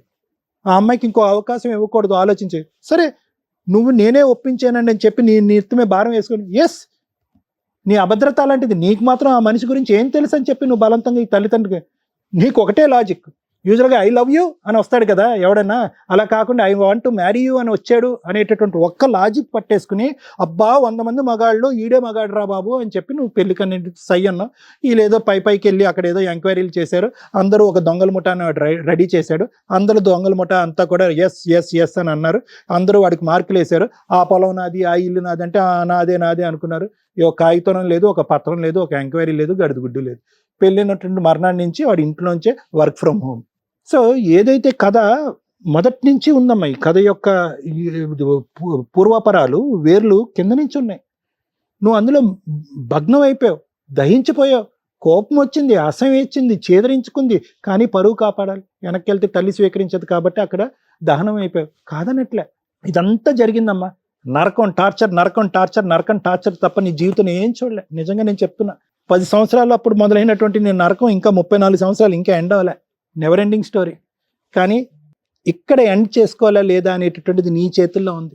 నువ్వు డిప్రెషన్లో ఉన్నావు, బాధపడుతున్నావు, లోపల కుంగిపోతున్నావు, నీకు సపోర్ట్ సిస్టమ్ లేదు. నా అనేటటువంటి వాళ్ళు ఈ ఊరు వెళ్తే కనుక 100 మంది ఉన్నా కూడా ఆ నా అనే వాళ్ళు పక్కన లేరు. కడుపులో పెట్టుకుని దాచుకున్నావు.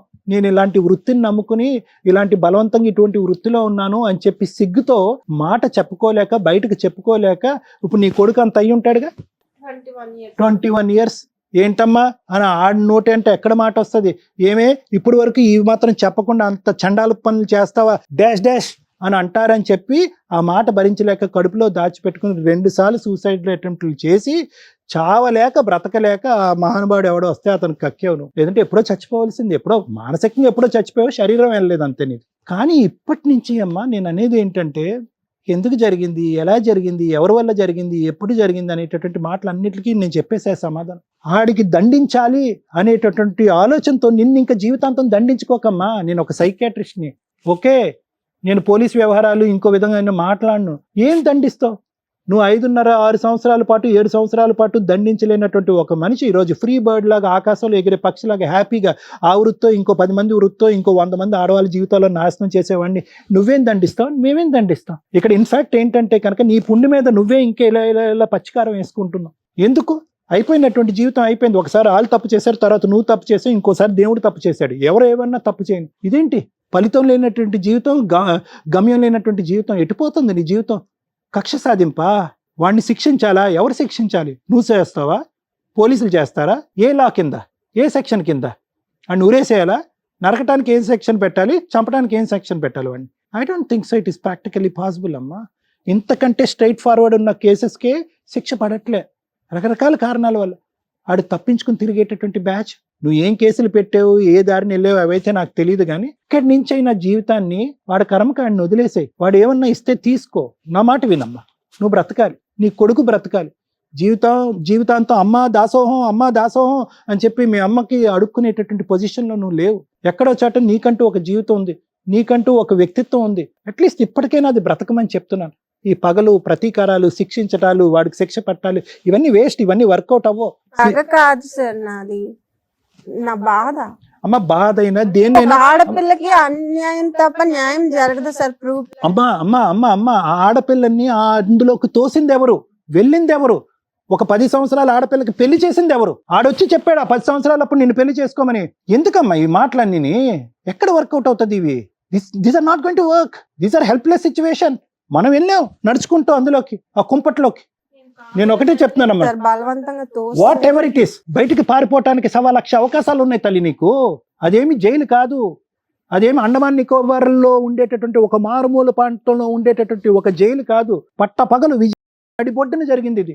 తలుపు తీసి పారిపోవటానికి 2 నిమిషాలు. ఎందుకు అన్నిసార్లు వాడికి ఛాన్స్ ఇచ్చావు? ఎందుకు క్షమించావు? ఒకసారి ఇచ్చావు, 2 సార్లు ఇస్తావా, 3 సార్లు ఇస్తావా? వాళ్ళు పరుగు పొద్దు, వీళ్ళు పరుగు పొద్దు అని చెప్పి నీ జీవితాన్ని నాశనం చేసుకుంటావా? ఈ రోజు పగ తీర్చుకోవాలా? పగ కోపం కాదమ్మా. ఏదన్నా నువ్వు ఇక్కడ కూర్చోటానికి ప్రధానమైన కారణం వాడిని శిక్షించాలని. I don't think so it is going to work. వాడిని శిక్షించేటటువంటి ప్రయత్నంలో నీ జీవితానికి ఉన్నటువంటి ఒక 60-70 సంవత్సరాలకి జీవితాంతం నువ్వు శిక్ష వేసుకుంటున్నావు. నీ కొడుక్కి శిక్ష వేస్తున్నావు, మీ తల్లికి శిక్ష వేస్తున్నావు. ఒక్కసారమ్మా ఆలోచించుకో. ఫైట్ చేయాలంటే చెయ్యొచ్చు, కానీ దానికి కూడా ఒక ఆది మధ్య అంతం ఉంటుంది. ఇంతవరకు ఫైట్ చేస్తేనే వర్కౌట్ అవ్వదు. వాడి కర్మకాడిని వదిలేద్దాం. ఎక్కడో చాట ఒక point. Thank you madam. First time నాకు భయం వేస్తుంది మాట్లాడాలంటే. 12 years నుంచి చూస్తున్నారు రమ్య గారిని. అడ్వకేట్స్ మోసం చేశారు, కోర్టులో న్యాయం జరగలేదు, పోలీసులు న్యాయం చేయలేదు. ఈ షో మీద మీకు ధైర్యాన్ని క్రియేట్ చేస్తాం, కౌన్సిలింగ్ ఇస్తాం, లీగల్గా ఎలా వెళ్తే బెటర్ అని చెప్తాం. అన్నిటికీ వచ్చి మేము న్యాయ పోరాటం చేయలేం. నా వాయిసే తగ్గిపోయింది, అబ్జర్వ్ చేయండి. మసిపూసి మారేడుకాయలాగా నేను మాట్లాడను.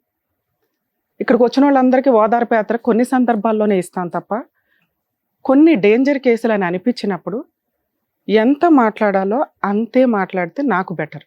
ఎందుకంటే మాట్లాడేసి చేతులు దులుపుకోవడానికి నా ప్రొఫెషన్ అది కాదు. మేడం, నా రిక్వెస్ట్ వాళ్ళ బ్రదర్ని ఒకసారి పిలిస్తే ప్లీజ్. మా ఎపిసోడ్లు చూసే వాళ్ళందరికీ రిక్వెస్ట్ అండి, ఈ స్టేజీ మీద మా అర్హత, మా తాహత, మా టాలెంటు ఎంతో దానికి మించి చేస్తూ ఉంటాం. లా అండ్ ఆర్డర్ మా చేతిలో లేదు, పనిష్మెంట్స్ మా చేతిలో లేవు. సైకలాజికల్ డిప్రెషన్స్ తోటి ఎక్కడెక్కడో ఏదో ఊహించుకొని ఆఫీసుల దగ్గరికి రావడం కానీ, సుమన్ టీవీ దగ్గరికి రావడం కానీ, వేరే ఛానల్స్ దగ్గరికి వెళ్ళడం కానీ, మేము అక్కడ ఉంటామని అనుకోవడం అపోహ మాత్రమే. మాకుండే బిజీలో మేము ఇక్కడ ఇచ్చే సోషల్ సర్వీస్ అనేది మా వరకు. ప్రొఫెషన్ వరకు వెళ్తే మా ప్రొఫెషన్ మాకుంది. ప్లీజ్ అర్థం చేసుకోండి. ఆ స్టేజ్ ఒకటి దొరికింది, స్టేజ్ దగ్గరికి వెళ్ళిపోతే సార్ ఏదో చేస్తారు, రమ్య గారు ఏదో చేస్తారు. ప్లీజ్ మా పెయిన్ కూడా అర్థం చేసుకోండి అని నా రిక్వెస్ట్. ఇంత ఓవర్ ఎక్స్పెక్టేషన్స్ వద్దు, మేము మనుషులమేనండి. ఒక అమ్మాయి నన్ను నీడల మీద నుంచో పెట్టింది ఈ రోజు, తెలుసా? ఈ ఎపిసోడ్ లో మీకు అర్థమవుతుందా? ఆ అమ్మాయికి న్యాయం జరగలేదని 1 year బ్యాక్ సూసైడ్ అటెంప్ట్ చేసింది. ఆ అమ్మాయికి ఉన్న ఫైనల్ ఆప్షన్ ఇక్కడ స్టేజ్ మీదకి వస్తే రమ్య గారు వచ్చి సర్వీస్ చేసి వాళ్ళు తోలు తీస్తారు. చేయలేరు రమ్య గారు, ఎందుకంటే కోర్టుకు కావాల్సింది ఎవిడెన్స్లు. రమ్య గారు బిలీవ్ చేయాలి. ఇప్పుడు నేను ఏ ఒక్కటి మాట్లాడ, మీ అందరికీ తెలుసు నేను నిజం మాట్లాడతానని. నిజం మాట్లాడినప్పుడు చాలా డేంజర్ అవుతుంది కొన్ని కేసుల్లో. అలాంటిది ఈ కేసు నీడిల్కి సంబంధించి. సార్ మిమ్మల్ని రిక్వెస్ట్ చేస్తున్నా, మీరు ఇందాక అడగగానే అన్నారు మీరు ఏదో చేస్తారని ఇక్కడికి వచ్చాం మేడం. ఎందుకంటే మీ ఎక్స్పెక్టేషన్ కరెక్టే. యాజ్ ఏ అడ్వకేట్గా నేను వచ్చి తనకి సంబంధించి ప్రాపర్ సెక్షన్స్ తోటి కేసులు వేయొచ్చు. ఏ అడ్వకేట్ అన్న వేయొచ్చు, రమ్య గారే వేయాల్సిన అవసరం లేదు. విజయవాడ దాకా వచ్చి మేము వేయడం కాదు. ఒక్క ఎవిడెన్స్ కూడా లేదు. ఇప్పుడు దాకా సార్ మాట్లాడింది తనకు ఒక కౌన్సిలింగ్ లాగా. తను లాస్ట్ వర్డ్ కూడా నా పెయిన్ అర్థం చేసుకోరా సార్, నాకు ఎంత కష్టం వచ్చిందంటే, పెయిన్కి నాకే సంబంధం లేదు సార్. ఒక ఎపిసోడ్కి అంతసేపు మాట్లాడాల్సిన అవసరమే లేదు. ఎందుకు మాట్లాడారంటే ఆ అమ్మాయి పెయిన్ తగ్గించడం కోసం. నేను మాట్లాడితే నిజాలు మాట్లాడతాం మళ్ళీ. అప్పుడు మళ్ళీ వెళ్ళి సూసైడ్ అటెంప్ట్ చేస్తే సుమన్ టీవీకి వెళ్ళాము న్యాయం జరగలేదు అంటే యాక్సెప్ట్ చేయలేము. ప్లీజ్ మా బాధ అర్థం చేసుకోండి. మిమ్మల్ని రిక్వెస్ట్ చేస్తున్నాను. ఆ అమ్మాయికి చట్ట ప్రకారం ఒక వైఫ్ అండ్ హస్బెండ్కి ఏం కేసులు ఉన్నాయో అవే వర్కౌట్ అవుతాయి తప్ప వేరే మీరు ఎక్స్పెక్ట్ చేసేవి వర్కౌట్ అవ్వవు. కనీసం ఇది నేను చెప్పాలని. వాళ్ళ దగ్గరికి వెళ్ళినా న్యాయం జరగలేదని ప్రతిసారి అనకండి, అనుకోకండి. ఎంత చేయగలమో అంతే చేస్తామని చెప్పడానికే ఫస్ట్ టైం నేను చాలా ఇబ్బంది పడుతున్నాను ఒక ఎపిసోడ్ కంప్లీట్ చేయడానికి. మిమ్మల్ని రిక్వెస్ట్ చేయగలను ఈ స్టేజ్ మీద, ఎందుకంటే నేను చెప్పే బాధ అమ్మాయికి అర్థమవుతుందో లేదో నాకు తెలియట్లే. ప్లీజ్ మీరు బయలుదేరవచ్చు. నేను కంటిన్యూ చేయాలంటే అమ్మాయి ఉండగా నేను మాట్లాడలేదు. నాన్న థ్యాంక్ యూ. చాలా ఎపిసోడ్స్ మీరు చూసే ఉంటారు. సైకలాజికల్ డిప్రెషన్స్తో కానీ ఇక్కడేదో జరిగిద్దని వస్తూ ఉంటారు. మీరు చాలా ఎపిసోడ్స్ చూస్తే మీకు మేము కట్ చేసి చాలా వరకు ఎడిట్ చేసి పంపిస్తూ టెలికాస్ట్ చేస్తూ ఉంటారు. ఎందుకంటే 2 hours 3 hours తీసుకుంటాయి ఒక్కోసారి. కొన్ని మీకు అపోహలాగా అనిపించవచ్చు, ఫేక్ అనిపించవచ్చు. ఫేకే అనిపించనివ్వండి, ఎందుకంటే వాళ్ళ ఆ అమ్మాయి ఫేస్ రివీల్ చేయమన్నా కూడా మేము రివీల్ చేయాలి. ఎందుకంటే ఆవిడ చెప్పిన లిస్ట్ ఆఫ్ ఎవరైతే వాళ్ళు ఉన్నారో పెద్ద పెద్ద పేర్లు, ఒక్క ఎవిడెన్స్ లేదు. మేబీ ఆ అమ్మాయి ఆ విక్టిమ్ అయ్యి ఉండొచ్చు, మేబీ ఆ అమ్మాయి ఆ పని చేసి ఉండొచ్చు. ఎవిడెన్స్ అనేది నమ్మకానికి కొన్ని సందర్భాలు ఎవిడెన్స్ లేకుండా కూడా నమ్ముతాం, ఎందుకంటే మనసుకి తగిలేస్తుంది. అది ఎక్కడ పొంతం లేదు. ఒక్క మాటకి ఇదే మాట నేను ఆ అమ్మాయి ముందు మాట్లాడితే ఇప్పుడు మమ్మల్ని బ్లాక్మెయిల్ చేయడానికి సూసైడ్ అటెంప్ట్ చేస్తుంది. ఎవరు రెస్పాన్సిబుల్? మాకేం తెలుసు? ఈ ఒక్క రోజుకి ఒక్కోసారి 10 episodes 20 episodes చేస్తాం. వచ్చారా, మాట్లాడారు, ఎంత చేయగలం అంత చేసి పంపిస్తాం. ప్రతి ఒక్కళ్ళు అక్కడికి వెళ్ళాము న్యాయం జరగలేదంటే మా తాహత ఎంతో అంతే చేస్తాం. అక్కడికి వెళ్ళినాక న్యాయం కొంతమందికి ఏది వచ్చి సర్వీస్ చేస్తారు అంటే అవి రియల్గా మేము ఫీల్ అవుతాం. అరే ఈ అమ్మాయికి నేను వెళ్ళాలి, ఈ అబ్బాయికి నేను వెళ్ళాలి అని వాళ్ళకి న్యాయం చేయడం కోసం మా వంతు ప్రయత్నం సుమన్ టీవీ నుంచి మేము చేయడానికి పూనుకుంటాం. ఇక్కడ ఏముంది ఎవిడెన్స్? ఒక్క ఎవిడెన్స్ ఉందా? డొమెస్టిక్ వైలెన్స్ క్లియర్గా ఉంది. ఒక హస్బెండ్ వైఫ్ మధ్య జరిగిన గొడవలు, దానికి సంబంధించి ఫొటోస్ ఉన్నాయి. ఆ అబ్బాయి మీద 498 కేసు రిజిస్టర్ అవుతుంది. పోలీసులకి ఏం పని లేదా? ఇంత విక్టిమ్ లిస్టు వాళ్ళకి దొరికితే ఈవిడ చెప్పిన పేర్లకి టైం పాస్కి కేసు వేసినా వాళ్ళకి మీకు అర్థమవుతుంది ఏం జరిగిద్దాం. అది కూడా వాళ్ళు వేయలేదంటే సిచ్యుయేషన్ ఏంటని అర్థమైందిగా. సైకలాజికల్గా ఆ అమ్మాయి చాలా డిప్రెషన్లో ఉంది. ఈ మాట అమ్మాయి ముందు మేము చెప్పలేం. ఒక కొడుకు 21 yearsకి వచ్చేసిన కొడుకు అమ్మ సూసైడ్ చేసుకుందని పక్కింటోళ్ళకి ఎదిరింటోళ్ళకి, అలా అమ్మ ఆల్రెడీ డబ్బులు ఇస్తుంది, మళ్ళీ అమ్మకి తెలియదు ఈ విషయం. అక్క ఆల్రెడీ చూసుకుంటుంది, అక్కకి తెలియదు. చెల్లి ఆల్రెడీ చూసుకుంటుంది, చెల్లికి తెలియదు. అన్ని అబద్ధాలు. మేబీ ఆ అమ్మాయి ఆ విక్టిమ్ అయినా కూడా ఎక్కడ స్పందించడానికి ప్రాపర్గా అనిపించినప్పుడు న్యాయం చెయ్యలేము. ఎవిడెన్స్లే ఉండవసరలా, నిజం అని మాకు అనిపించాలా. అనిపించిన రోజున నిజంగా నేను అక్కడ విజయవాడ వెళ్ళేదాన్ని, కేసులు వేసేదాన్ని, తోలు తీసేదాన్ని. ఒక 498 కేసు పోలీసులు తీసుకోలేదు అని అనటానికి లేదు. 498 తీసుకోవడానికి రెడీగా ఉన్నారు. ఆ అబ్బాయి డైవర్స్ ఇచ్చేసి పెళ్లి చేసుకోవడానికి, విడాకులు తీసుకోవడానికి రెడీగా ఉన్నాడు. అంటే ఒక వైఫ్ అండ్ హస్బెండ్ కేసు ఎట్లా ఉంటుందో సేమ్ అంతే ఉంది ఈ కేసులో. లీగల్ ప్రొసీడింగ్స్కి వెళ్ళినప్పుడు తనకి జరిగిన అన్యాయమో లేదా తనే ఏదన్నా చేసిందో హస్బెండ్కి నువ్వు ఏం చేసావో చెప్పు అని అన్నప్పుడు నా దగ్గర ఎవిడెన్స్ లేదండి, ఇదిగోండి ఆ ఫోన్ పగలగొట్టేశాడు, ఇంకొకటి ఉంది అది పగలగొట్టేశారు. మేబీ అలా పగలగొట్టేసినప్పుడు ఈమె ఆల్రెడీ ఫస్ట్ 6 monthsలో జరిగిన దానికి ఒక 1 year గ్యాప్ తీసుకుని మళ్ళీ అదే ఇన్సిడెంట్లోకి వెళ్ళింది. తను చెప్పిన వర్షనే మాట్లాడదాం. 2 years మళ్ళీ అదే రోజు తన్నులు తినటం, వెళ్ళటం, పడుకోవడం, డబ్బు సంపాదించడం, డబ్బంతా ఆయనే తీసుకుంటాడు. 200 కూడా వాళ్ళ అబ్బాయికి ఇప్పించడు, ఇవ్వనివ్వడు. అంత నరకం పడుతున్నప్పుడు రెడీ హ్యాండెడ్గా పట్టించవచ్చు, చెయ్యలే. ఎవరైతే పెద్ద వ్యక్తులకు పేర్లు చెప్పిందో వాళ్ళందరి గురించి వీడియోలు ఉన్నాయి. రెడీ హ్యాండెడ్గా కేసు ఫైల్ చేయలే. 4 సంవత్సరాల నుంచి అదే సరౌండింగ్లో ఉంటుంది, ఖాళీగా వాళ్ళ అమ్మ ఇంటికి రానివ్వదు, నువ్వు మా ఇంటికి రాక అందా, కానీ డబ్బులు మాత్రం పంపిస్తుంది. ఒక నిజం ఎలా కనిపెడతామని మీరు అనుకుంటున్నారు కదా, వాళ్ళ మాటల ద్వారానే. ఒక క్రాస్ ఎగ్జామినేషన్ కానీ ఇవి కానీ ఎందుకు గంటలు మాట్లాడిస్తామంటే ఎక్కడో అక్కడ దొరుకుతారు వాళ్ళు నిజం ఏంటి అనేది. ఇక్కడ ఆ అమ్మాయి మాట్లాడిన ఫస్ట్ స్టెప్ నుంచి నాకు అర్థం అవుతుంది. మేబీ బాధితులు ఇక్కడికి వచ్చినప్పుడు కూడా సైకలాజికల్ ప్రాబ్లం ఉన్నాయి కూడా మేము చాలా కూల్గా చెప్పి వాళ్ళలో మోటివేషన్ క్రియేట్ చేసి పంపిస్తాం. కానీ ఆ అమ్మాయికి ఎంతసేపు ఎవరు మాట్లాడినా యాక్సెప్టబుల్గానే లేదు. వాడిని పనిష్ చేయాలి, ఏముంది అక్కడ పనిష్ చేయడానికి? ఇదే మాట మేము అక్కడ మాట్లాడితే మళ్ళీ సూసైడ్ అటెంప్ట్ చేసి సుమన్ టీవీకి వెళ్ళాము సూసైడ్ అటెంప్ట్ అనే మళ్ళీ అదొక టైటిల్. ఈ కేసులో ఆ అమ్మాయికి జరిగేది ఓన్లీ 498 కేసు, డొమెస్టిక్ వైలెన్స్. పోనీ ఆ కేసులన్నా వేసుకోవచ్చు. లాయర్ని కొనేసాడట, ఆయనే పావల. అతనే నిజంగా బిజినెస్ పర్సన్ అయితే ఈ అమ్మాయిని పెళ్లి చేసుకోవాల్సిన అవసరమే లేదు. ఒకవేళ బిజినెస్ పర్సన్ అయినా భార్యని బిజినెస్ లో పెట్టాల్సిన పని లేదు, ఎందుకంటే ఈవిడ లేనప్పటి నుంచి ఆ బిజినెస్లు నడుస్తున్నాయి కాబట్టి. ఒకవేళ ఇద్దరు గుంపుగా చేసినా ఈవిడ ఎవిడెన్స్లు పట్టుకొని తోలు తీసేయొచ్చు. మేము ఎక్కడ సఫర్ అవుతున్నాం? ఒక అమ్మాయి, మీరు చాలా ఎపిసోడ్లు చూస్తుంటారు, ఇలాంటిది జస్ట్ ఫోటో తీసారనే తోలు తీస్తున్నాము. పక్కన ఇంతమంది రేపులు చేసేసి ఎంతమంది నిద్ర, ఆవిడే పట్టించుకోదు, మేము పట్టించుకోవాలి. ఇప్పుడు ప్లీజ్ ఏమనుకోకండి. ఈ కేసులో లీగల్గా తన కోర్టుకు వెళ్తే ఒక వైఫ్ అండ్ హస్బెండ్కి జరిగే ఏ న్యాయం జరిగిద్దో అదే జరిగిద్ది. తను ఎట్లాగో వీడియో చూస్తుంది కాబట్టి తల్లి నీకు రిక్వెస్ట్ అమ్మా, అతన్ని ఏమీ చేయలేకపోతున్నాను అనేది మర్చిపోండి, దేవుడు చూసుకుంటాడు. మీ వరకు మీకు ఒక కుటుంబం ఉంది, ఒక పిల్లాడు ఉన్నాడు, మీరు బతుకుండడం చాలా అవసరం.